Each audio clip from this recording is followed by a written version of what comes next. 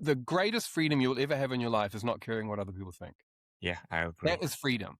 I agree. There's no bigger freedom than that because so many people care about what, and of course, I'm not going to I'm not going to go out today wearing my pajamas. Mm, you do have a level of, I'm going to navigate the world in a way that's respectful and I'm going to get on with everyone. So, there is I do care, I'm going to wear clothes today that I feel I want to wear. So then on some level, I must care what people think. mm. But generally, as a human being, as your soul, the best freedom is to not care what people think. And people spend thousands of dollars on therapy. Yes. People spend their whole lives trying to get to that place, I think.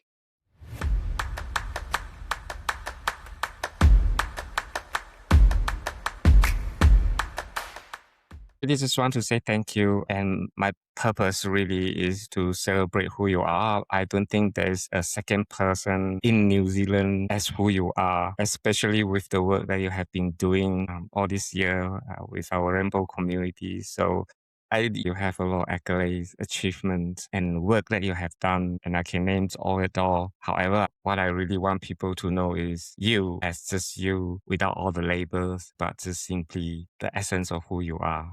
I hope that's okay with you. First, thank you so much for accepting my invite. Truly, you are the very first celebrity I ever have on my show. I've been doing for about a year, so I just want to say humbly thank you so much for accepting it. And so today, with this hour, it really just to dedicate to you. So how would you like to introduce yourself? So I don't know how to introduce myself after that introduction. I don't know what can I say.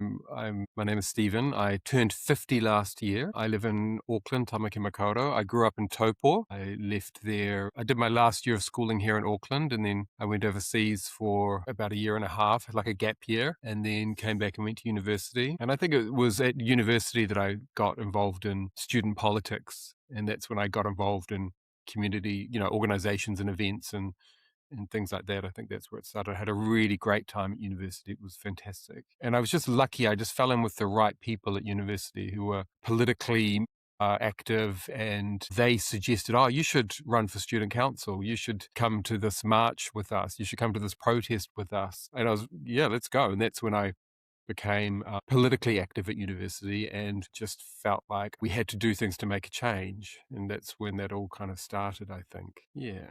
By the way, I just want to say you don't look like the age of 50 as you age very well. I thought you were only 40. I had my 50th birthday last year in Thailand. I had 43 friends come with me. Oh, that's amazing. We went to an island and stayed in a resort, and it was amazing. Had the best time. It was all my dreams came true. It was 2 years in the planning. And it Wow. was almost like I treated it almost like a wedding for myself, and it cost me as much as a wedding, and Oh, yeah. it was the best time. So Oh, that's that's the thing. amazing to As you get older, I think as you get older, you still have to have dreams and plans. You yes. can't just stop. I'm already planning my 60th. I'm already planning things I want to do. You can't. Life is short, and as you get older, it gets faster. But I want to be excited about the future. I know people that are not excited about the future, and I think you have to be excited for the future. Otherwise, what's the point? Have you Life is. always been about anticipating future and trying to make it excited as I've always been very clearly aware of mm, chapters in my life. I can see the chapters. I know what chapter I'm in now. I know the chapter before, and I know the chapter that's coming next. And even though I might be at a phase, like right now, it's about consolidation and financially being prudent and planning financially. And that's the chapter I'm in. It's not exciting right now, but I have to do this chapter to get to the next one. And I'm excited about the next one because I've traveled a lot in my life. I've been very lucky. yes. But this chapter, I'm not traveling in this chapter, but I will in the next. I can see in the next one, there will be lots of travel and lots more adventures. And I've got to get through this one to do that. And I think I've always been excited about the future. I've always had a good Mm. feeling about what's going to happen. I feel I've never felt worried about the future. I've been lucky. I have been lucky with things. So I'm fortunate. So I know that some people I've not been as fortunate. So I understand how some people are not as excited about the future. And that's, I'm appreciative of my fortunes. I've worked all my life, but I've always been excited about the future. And that comes from my mother. My mother had the same attitude. My mum she was always excited to get up in the day, and she was always Mm, excited to what was going to happen that day. And I think, although I may not be I don't always jump out of bed being excited like my mother did, but in the bigger picture, I am excited. I've always felt optimistic about the future for myself. Possibly not for the world, but at least for myself. that's what I was going to ask you. Who were the biggest influence in your life? There must be someone that you learn from or see from. So that would be your mom. You Yeah, my mentioned. mom and my dad. I'm a great mixture of my mum and my dad. I was always very close to my mum and dad.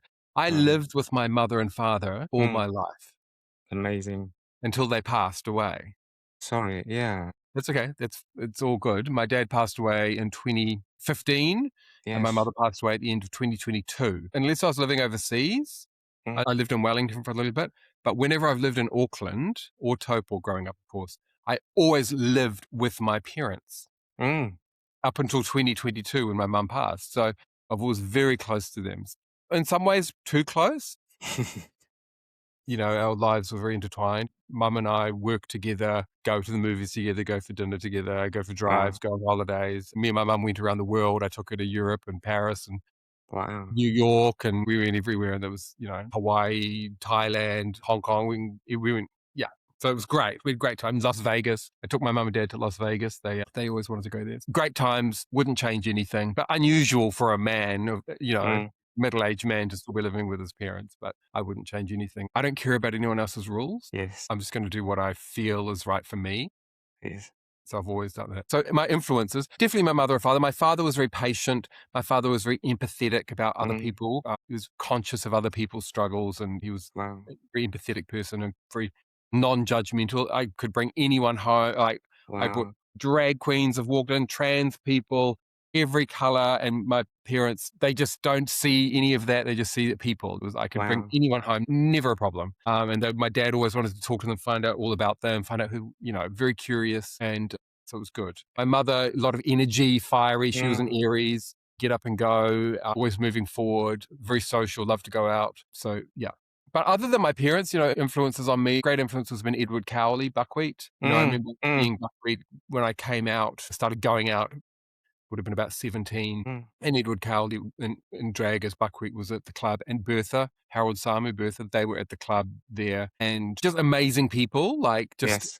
smart, funny, aware, conscious, intelligent, empathetic, doing things in the community. And I always looked to them. And you kind of see, when you're young, you see people and you think, oh God, imagine being like that. Imagine being there doing that, or imagine being that smart. And you can only hope to get there. It inspires you to try and be like that. And I'm very thankful today. They're both dear, dear friends of mine today. So all my dreams came true. Yeah, just all my friends. I've always surrounded myself with smart people, Mm. life. And because you mentioned when I watch some of your video from the past, you're always very grateful about how lucky you are, like as someone who, as a gay man, because you acknowledge that not everybody have what you have, and that really helped you to understand who you are and how would you like to live your life. But having said that, I also want to acknowledge your parents because it felt like you have a very great parents who are understanding and to really celebrate the essence that have still lived in you. Yes, I'm very. My parents were never a problem in any part of my life. They encouraged me to do anything I wanted, anytime, anywhere. And I know that not everyone has that. And that Mm, does. I mean, I don't want to pity anyone, but I hear you. Yeah. I can't imagine. It must be very difficult. Yeah. Like I said earlier, I've been lucky when you come from a background like when you're gay.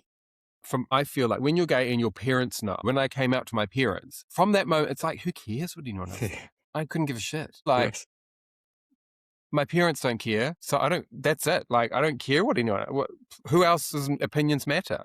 Like that's right. no one. Like anyone can say anything to me, and it's never bothered me. Never people scream something out to you on the street or something like that, whatever. If I dress like colorful or something, so if a car goes past, like I just doesn't. It's never ever. I don't even think about it. Why would I care? People do care. And I acknowledge that. It's easy to say, "Oh, why does that bother you?" But I believe that I know it does bother them. I Mm, know that they're not making that up. I know that's real for them, mm, and mm, it's very hard to it's very hard to don't think about it. But mm. I know that it's not lots of things in life are not as easy. It's easy just to say it, but the reality is often different.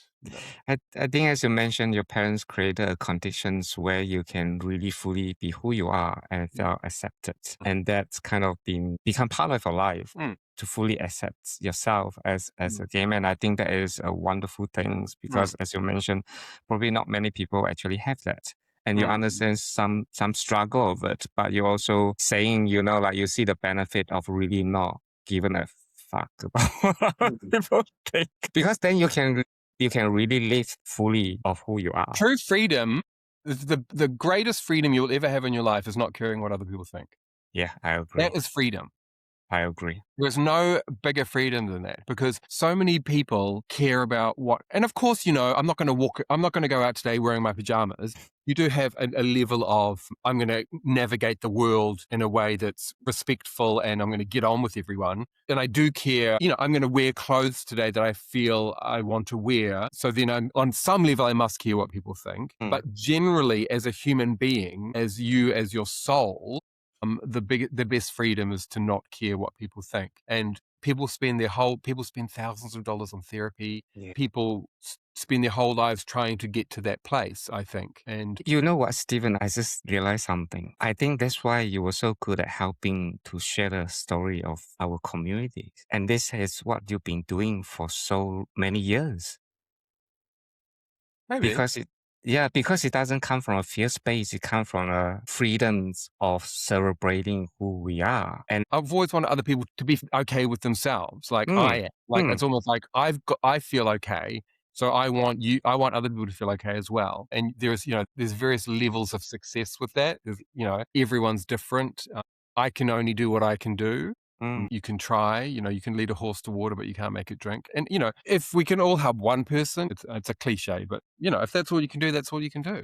You can only do your best. Because if you look consistently about your career, it has been about sharing the narrative of our community and helping to make our community more visible, like with different issues and also with celebration. When I look at your CV, it's a consistent theme. So hearing what you say is like, wow, that makes a lot of sense. If just to pick a person, that would be someone who fully embrace their sexual orientations and able to stay in front of other people without any hesitation. I guess so.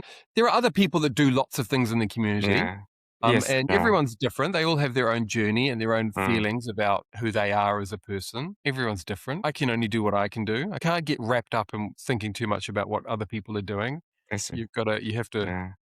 The grass is always greener on the other side, but at some point, who cares? You've got to water your own grass.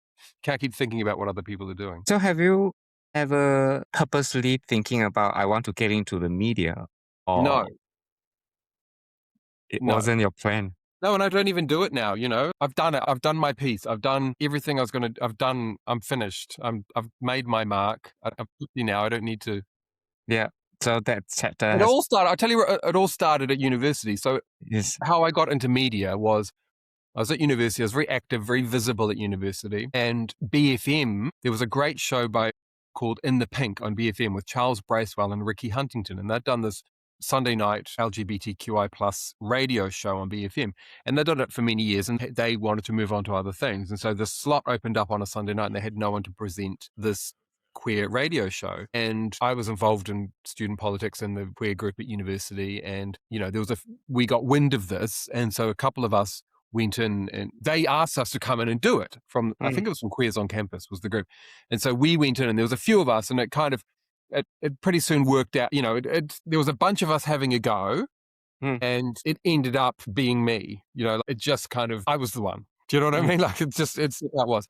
And so I did that for 4 years and I pulled in my friend Bain Devine, who is no longer with us. He's in heaven, but he was for me, most of the shows, he was my co-host. That was my first thing in the media, was doing radio. And it was amazing. Like I had the best time because I could do whatever I wanted.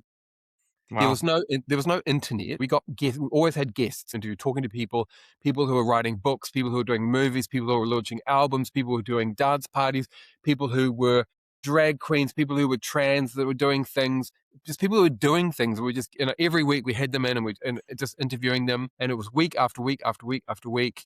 Sometimes we'd have 3 different guests crammed to an hour, and we were known, we were the thing to come and talk, and people would listen. People would like ring in. It was such a moment. It was because BFM at the time was one of the top 5 stations in Auckland. Yeah, that's And right. so obviously now radio is very different. There's so many stations now, and people listen. The internet has affected all that. So I don't Mm, know what ratings are anymore. But at the time, mm, people listened. mm, And it was incredible. And we got really well known. And then after 4 years of that Queer Nation, they rang me up and said, "Hey, what are you doing? Why don't you come and do some things with us?" And I went to Queer Nation we did 3 series there. And then I went on to work on Māori television, Taupō. And then I went to work on an arts show in Wellington, presenting that. I did that for a few years. And then just other bits and bobs. Suddenly I'm the spokesperson here, and I was on the AM show on TV3, and just bits and pieces just carried on. It just happened. I never sent a CV to anyone. mm, I never did an mm, interview with anyone.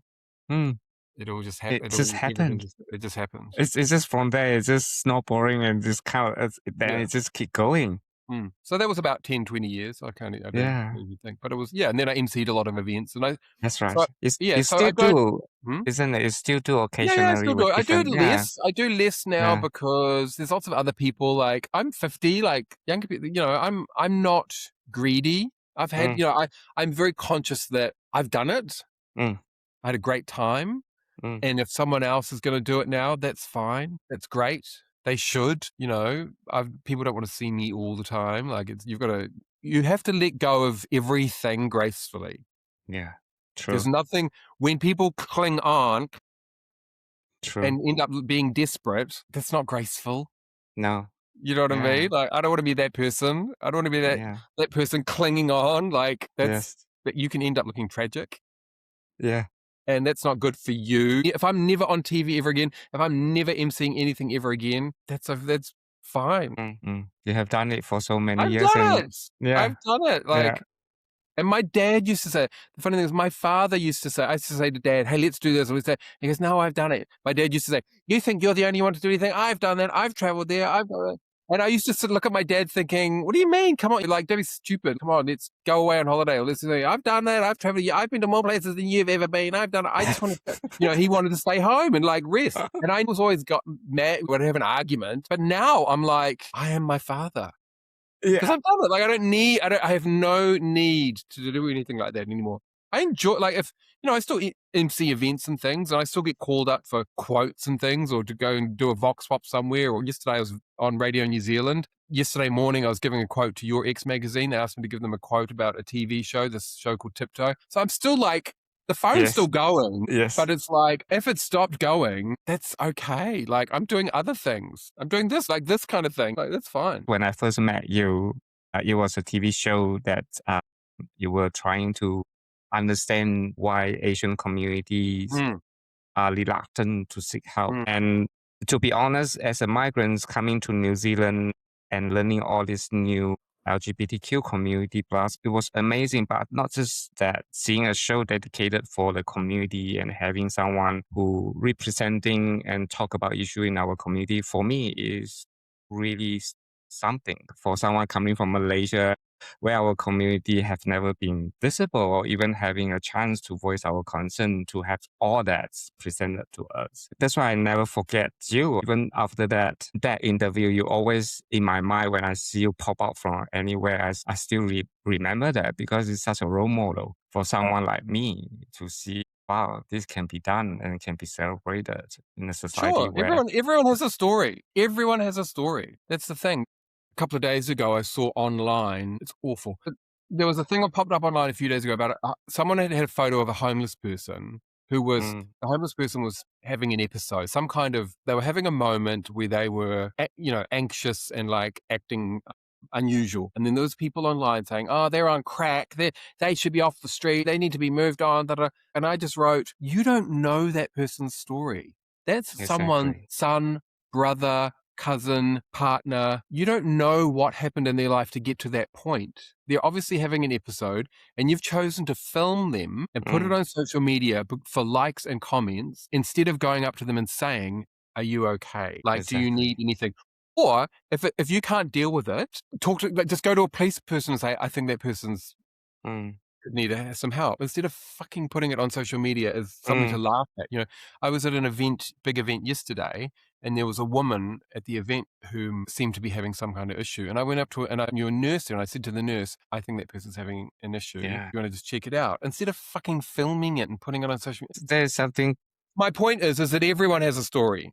Mm, And I've agree. always wanted to bring those to light. I'm like my parents and my father, I'm curious about, it's a Mm, curiosity, I want to know, pull out of people. I'm just curious, like, where are you from? Tell me something of your story. I don't want to talk about mine. I know my story.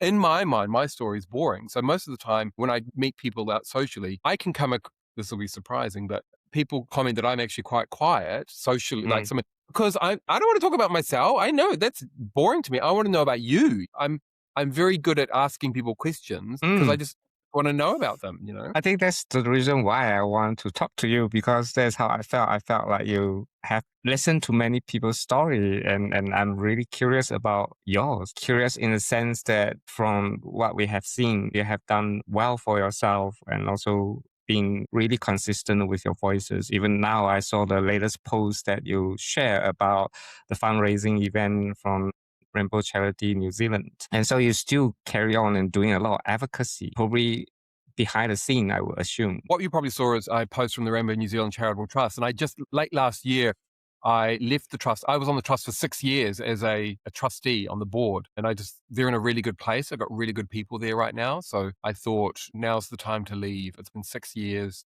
I don't want to hang around like a bad smell. You got to let the young people come through. It's like emceeing events and things. It's like, you can't hang around like a bad smell. You've got to know when to allow space for other people. You can't Mm. always take up that space. Go in, do your thing, and then let someone else come and do their thing. Where are Yeah. you at right now? I'm in a quiet space. Yeah. I have a day job, and I'm in a space of working and trying to save money for my next chapter. I'm more of a financial space. I don't feel the need to be in the community space as much. I always will be there when needed, but I'm not Mm, pushing my way in any shape or form. mm, There's lots of other people doing lots of other amazing work. I'm 50. My mentality is different from the young people. The people in their 20s now have a bit of a different mentality, and mm, this is their time. mm. I don't agree with all of their mentality, most of it, sure, Yeah. but I don't understand everything that Mm, the younger generation are doing, but I don't mm, need to. This is their time to find their way. And so I have to allow them the grace to do that. I get annoyed sometimes at what the young people say and do, and a little bit, not always, but just a little bit. But that's their journey. Everyone has to have their journey. Who am I to tell them what to do? When I was in my 20s, I probably annoyed 50-year-olds as well. Who knows? Can I ask you something? Because you're really seeing the changes of our communities, to see how things have evolved. Have you think things have improved at all? That's a very topical question, and it's a very difficult Mm, question to answer. mm, I worry about the future of our community.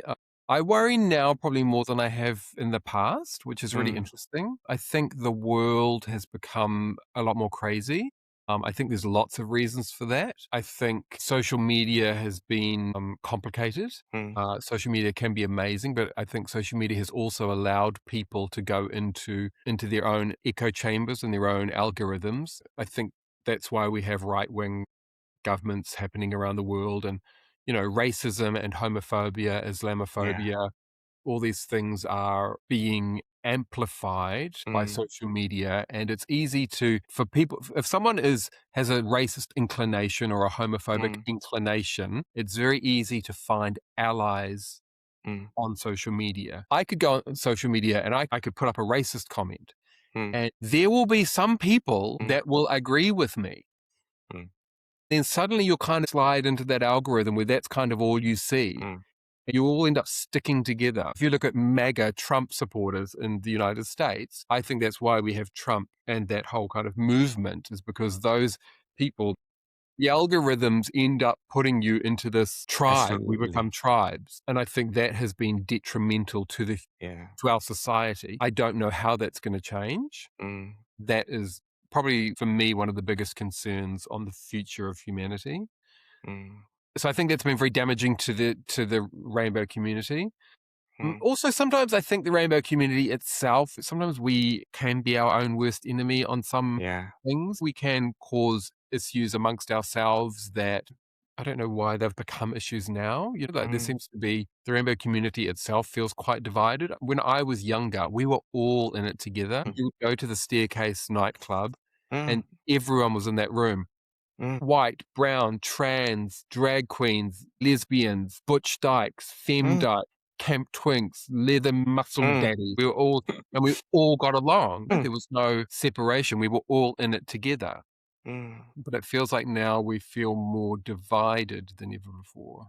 Mm. So I think What social media has made that so. Yeah, I was going to ask you, why do you think that is? I was in a relationship for 22 years, which I just came out from, re-entered to our own communities. I don't even know where it is now. I don't feel like I know where exactly. It used to have certain places that you can go to. Now when I look at it, it's like, it's so Also, fragmented. part of that is that people don't go out as much. Before social media, you had to go out to connect with people, to see your friends. And you Mm, had to go out, if you wanted to find out what people had done that week, what they were up to, you had to go to the club and talk to them and, oh, what have you been doing? And how's work? How's your, da, da, da.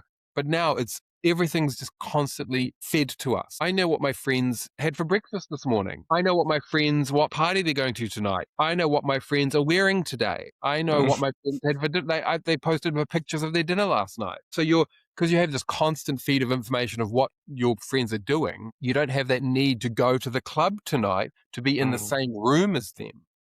mm, So many, even the younger kids, they just don't go out as much. When it really became apparent to me was, I used to go. There was this club night called Drag Wars that Kita and Danita used to do, and it was fantastic. And I always used to go, mm. and it would finish at about 11:30, and by 12 o'clock, everyone's gone. The club Yes. is empty, empty, and the kids have all gone home. They're not a family. They're not over at Eagle. They've Yeah. gone home. Oh, wow. They've taken their selfies. They're posting their selfies on Instagram, and they've done for the night. They've gone home to scroll online. Oh, And it was wow. like we never went out until midnight, and then we would stay out until the sun was up.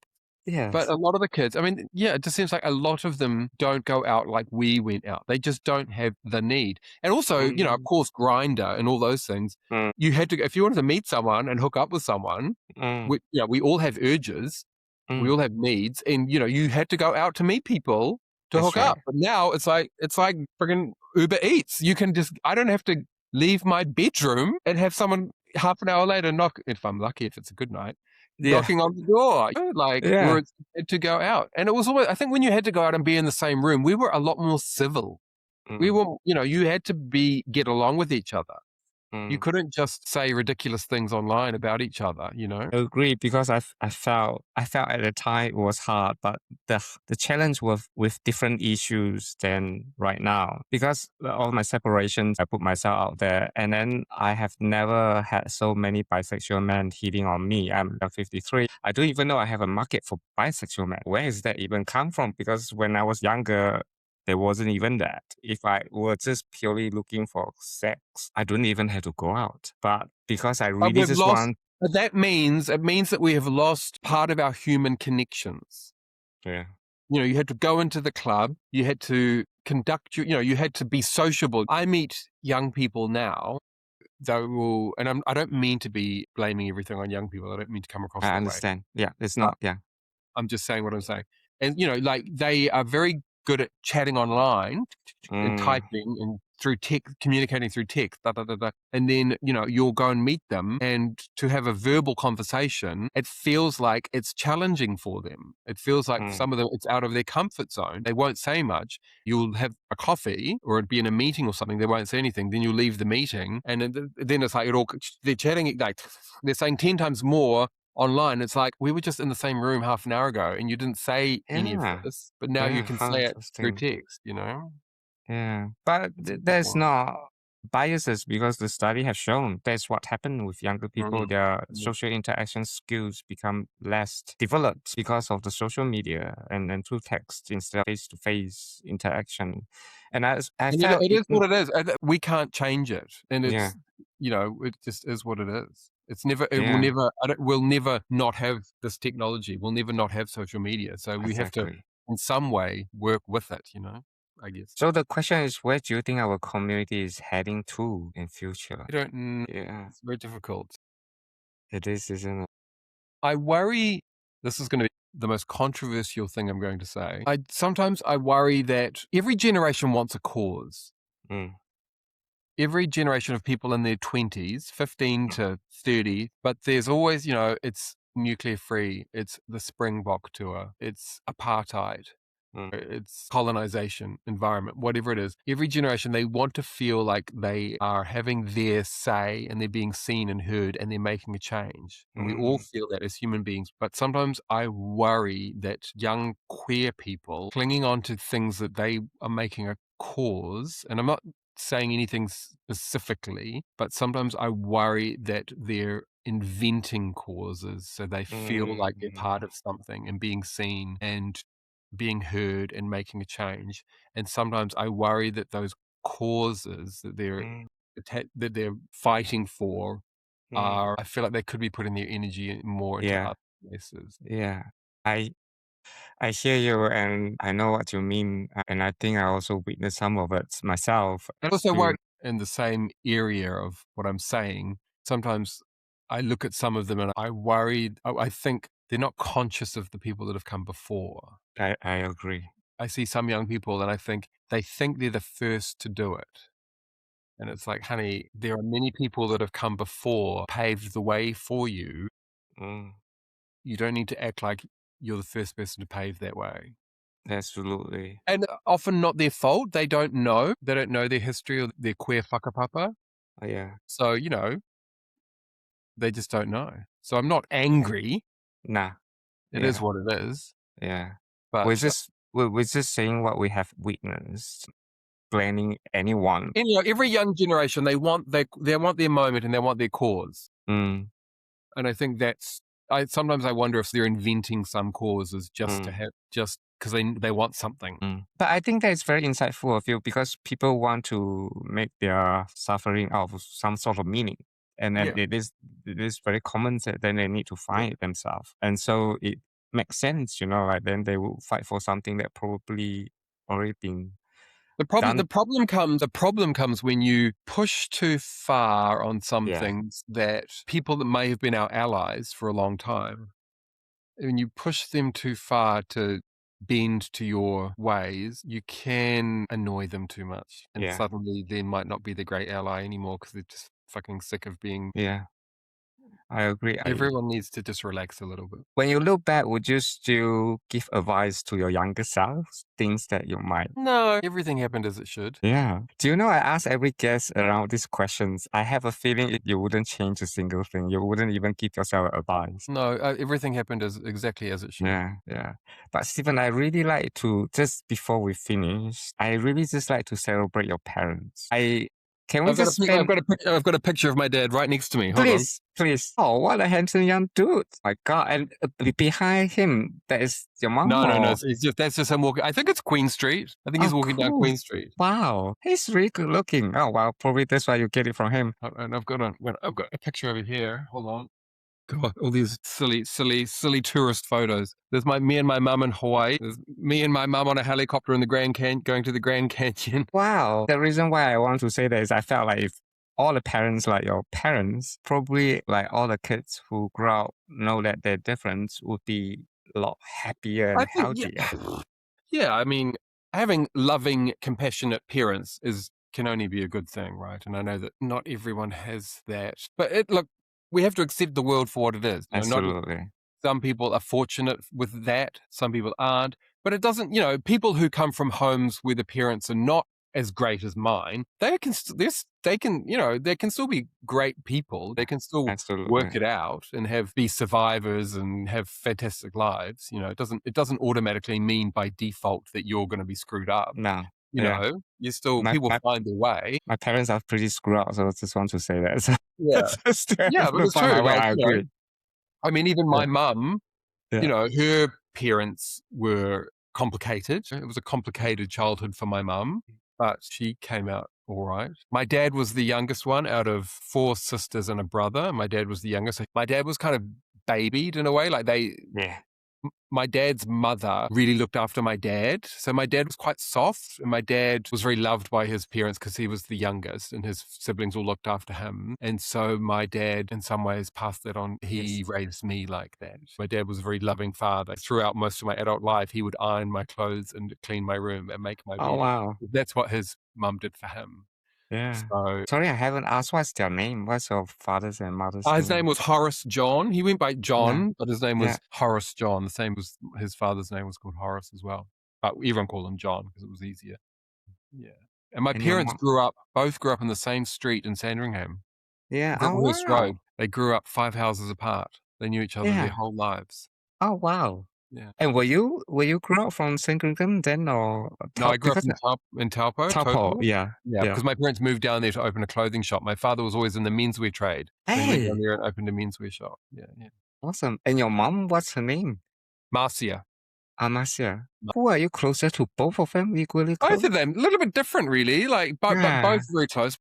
My mother was more energetic and going out, so we'd go out. My dad went out as well. My mum was. We worked together, and me and mum we were active. Mum was more kind of fiery, and we'd argue and yell at each other more. More passionate. More passionate, but also my mum was business. She was a businesswoman, business mind. You know, she was a numbers person. She was energetic and creating things and building businesses and things like that. But my father was more calm, reserved. He had to be calm to let mum do her thing. Very affectionate. He had no problem telling me he loved me. Never a problem.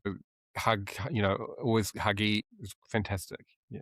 But my mum was, I loved my mum and of course, as well, equally, but they're different people. So just having Yeah. different energy between them, but both Yeah. great, Interestingly, at first when you mentioned about your moms, of course you close. I just realized that actually you even closer to your father. In some ways, Stephen, is there anything I haven't mentioned? just I hope young people, just get on with it. Don't stop worrying about what other people think, especially as a queer person. Don't just live your life. Get on with it. And I want to just say, it's so true. You can waste your time worry about what other people think, Yeah. or just go and live your life and enjoy it 100% and make it yours. And people don't care if you're queer or not. They actually don't. Just Yeah. do your work, have your fun, have friends, go out. And people will treat you how you treat yourself. If you go out and treat yourself with dignity and calm, kind, respectful, that's how people will treat you. If you go out as a victim who's difficult and problematic and not easygoing, then that's how people are going to treat you. That's true. I believe that as well. And thank you. And that is a very good way to close. I like the key message because I think I need a little bit doses of that as well for myself.